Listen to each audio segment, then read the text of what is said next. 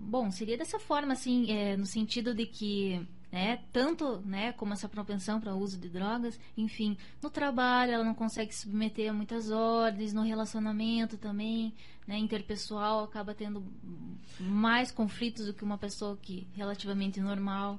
Agora, você falou um aspecto importante das drogas. Por que a pessoa, que o ser humano, né, nesta fraqueza, que é uma fraqueza, ela busca um subterfúgio que também não é solução, a droga. A droga vai complicar mais ainda, não é? Sim. Vai confundi-la mais ainda. É que, na verdade, assim, seria todo um contexto, né, Carlos? Hoje nós vivemos numa sociedade muito imediatista, né? As pessoas, elas não se dão direito, enfim, né, de esperar, enfim. Antigamente, o que acontecia? As crianças, elas sabiam que elas iam ganhar o presente no Natal e no aniversário, não é mesmo? Né? E hoje o que é? A criança, ela tem que ganhar todo dia presente, tem que, mãe, eu quero. Então a gente vive num mundo muito capitalista, muito imediatista. A mídia é muito forte em cima. Sim, né? Enfim, você tem que consumir para girar o mercado, né? E então o que acontece? Com as drogas é a mesma coisa, né? A pessoa, muitas vezes, ela não tem subsídios de lidar com as próprias dificuldades, e ela usa a droga como um imediatismo. Enfim, ela vai te dar um prazer, você vai usar e você vai esquecer do que está acontecendo. Eu lembro que nesse fato aí, a gente morava na roça, né? Aí a mãe fez uma camisa de Volta ao Mundo, você não deve conhecer. E fui passar uma cerca e eu rasguei a camisa. E eu fui para casa chorando: mãe, eu rasguei minha camisa, eu quero uma camisa nova. Daí a mãe falou assim: olha, meu filho, o ano que vem, na nova safra nossa, a mãe te compra uma nova camisa. E eu saí feliz com aquilo. Era um ano de espera. Ainda eu comentava hoje: fale isso pro teu filho, olha, o ano que vem, Natal que vem, dá briga. É tudo para ontem, né? Enfim, a gente tem que consumir. A gente não vê isso com a explosão dos carros também? É verdade. As pessoas muitas vezes financiam milhares de vezes, não tem nenhuma casa própria, mas tem que ter o carro, tem que aparentar que é bom, que tem dinheiro, enfim.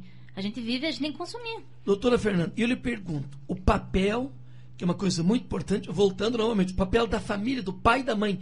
E se a mãe e o pai não têm preparo, que normalmente não tem, para enfrentar uma questão dessa tão difícil, de um filho hiperativo, do filho desatento, como é que faz?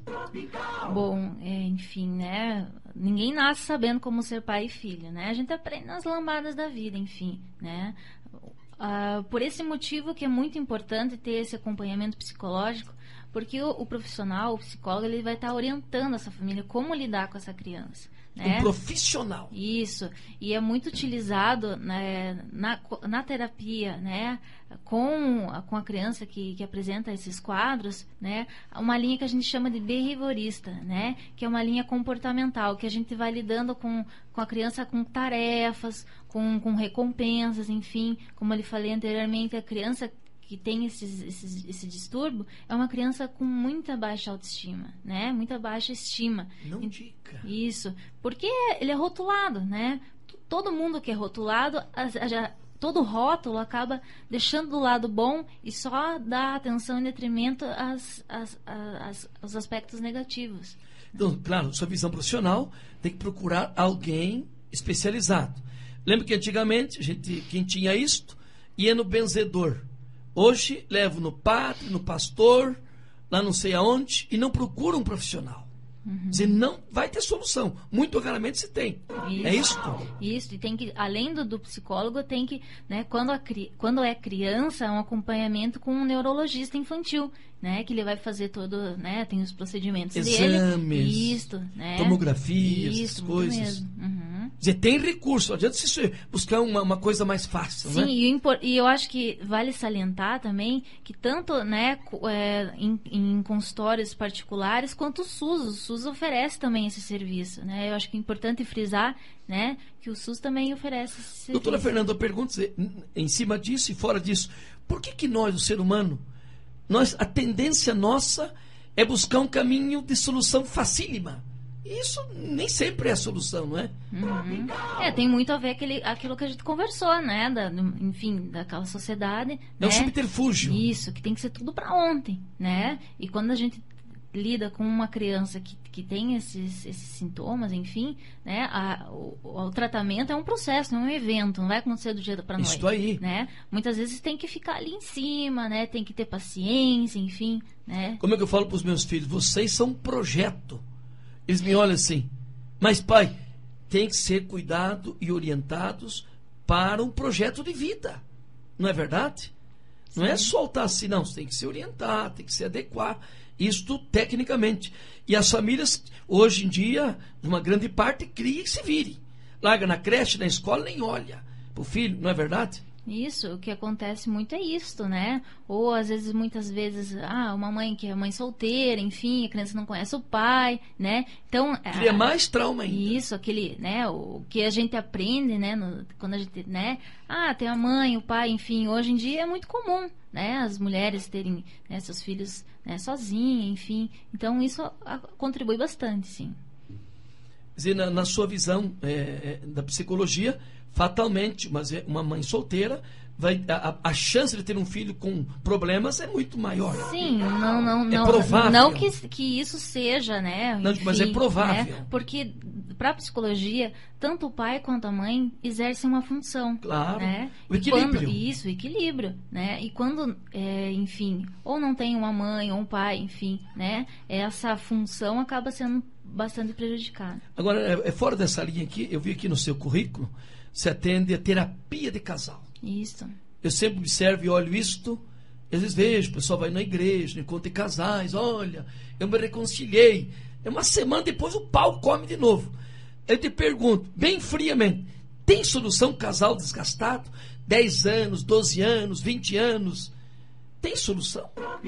Olha, Carlos, na verdade, assim, terapia de casal, ela não junta e nem separa ninguém, né? Na verdade... é uma tentativa sim, claro, de obviamente, agrupar, né? Mas o terapeuta, na verdade, ele vai exercer a função de facilitador. Ele vai estar ali para o casal, né? Facilitar o casal conversar, enfim, trocar experiências, para tentar acontecer alguma solução, enfim, né? Ninguém procura terapia de casal se está tudo bem.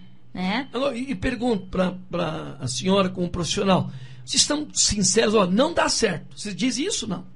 Bom, dependendo do caso, né, eu sou muito, como posso dizer... Positiva? Isso, né, eu não desisto fácil, né, se eu vejo que o casal está tendo alguma dificuldade, eu vou atrás, enfim, tentar ajudar, né, mas, né, se, enfim, passando algumas sessões e não perceber nenhuma mudança significativa, eu falo algumas, né, eu dou algumas opiniões, mas não no sentido de falar, vocês não têm mais chance, né, isso seria um pouco demais. Eu sempre vejo terapia de casais, eu queria fazer essa pergunta, porque não é fácil, gente, a convivência, o desgaste, os anos, não é? As pessoas vão perdendo o respeito, não é? Vai diminuindo a carícia, o carinho, né? Não é amor engloba tudo isso aí, não é verdade? Vai diminuindo aquele bem-querer que nem fala o caboclo, né? Então, e a maioria se reúne de novo, se agrupam, como é que funciona? Bom, na verdade, assim, né? Como eu lhe disse, a terapia ela não separa e nem junta, né? Mas os ganhos, né? No sentido de que, enfim, o casal vai estar ali para discutir relação, muitas vezes não tem essa oportunidade, enfim, no dia a dia, chega cansado do trabalho, né? Quer descansar, quer assistir o jornal, né? Os ganhos, na maioria das vezes, são positivos, né? Mas não teria uma porcentagem, enfim, de quantos %, mas, no geral... E isso vai refletir diretamente nos filhos. Claro. Essa desarmonia do pai e da mãe, os filhos sentem. Claro. Mesmo que não vejam, eles sentem isso. Sim, todo mundo não tem, né? A gente não fala do sexto sentido, enfim, né? Às vezes não está explícito, os pais não brigam, enfim, na frente, mas... Enfim, quem que não sente um ambiente pesado? Quem que não sente um ambiente que, né, não tem amor, desunião? Quer dizer, tipo uma energia negativa que fica na casa. Uhum. Uma coisa certa assim. Doutora Fernanda, a senhora atende aqui no centro de Curitiba, não é?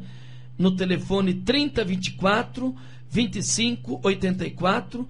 Isso é muito importante. E a criança de 8, 9, 10 anos, ela senta, ela lhe ouve? Ela lhe escuta? com na o hora de uma trabalho com a consulta, criança? na terapia. Bom, Como é trabalha... que funciona? Você está com uma criança ali, um piá, né, um menino, que é um bicho terrível. Ele senta, ele escuta. Bom, o tratamento com criança, ela acaba acontecendo da forma lúdica, né? Então, é bem diferente do adulto. O adulto, enfim, né? Você vai fazer a abordagem. Com a criança é através da brincadeira, né? Então, eu costumo brincar com joguinhos, vai que submeter a muitas ordens, no relacionamento também, né? Interpessoal, acaba tendo mais conflitos do que uma pessoa que relativamente normal. Agora, você falou um aspecto importante das drogas. Por que a pessoa, que o ser humano, né, nesta fraqueza, que é uma fraqueza, ela busca um subterfúgio que também não é solução, a droga. A droga vai complicar mais ainda, não é? Sim. Vai confundi-la mais ainda. É que, na verdade, assim, seria todo um contexto, né, Carlos? Hoje nós vivemos numa sociedade muito imediatista, né? As pessoas, elas não se dão direito, enfim, né, de esperar, enfim... Antigamente, o que acontecia? As crianças, elas sabiam que elas iam ganhar o presente no Natal e no aniversário, não é mesmo? Né? E hoje o que é? A criança, ela tem que ganhar todo dia presente, tem que, mãe, eu quero. Então a gente vive num mundo muito capitalista, muito imediatista. A mídia é muito forte em cima. Sim, né? Enfim, você tem que consumir para girar o mercado, né? E então o que acontece? Com as drogas é a mesma coisa, né? A pessoa, muitas vezes, ela não tem subsídios de lidar com as próprias dificuldades, e ela usa a droga como um imediatismo. Enfim, ela vai te dar um prazer, você vai usar e você vai esquecer do que está acontecendo. Eu lembro que nesse fato aí, a gente morava na roça, né? Aí a mãe fez uma camisa de Volta ao Mundo, você não deve conhecer.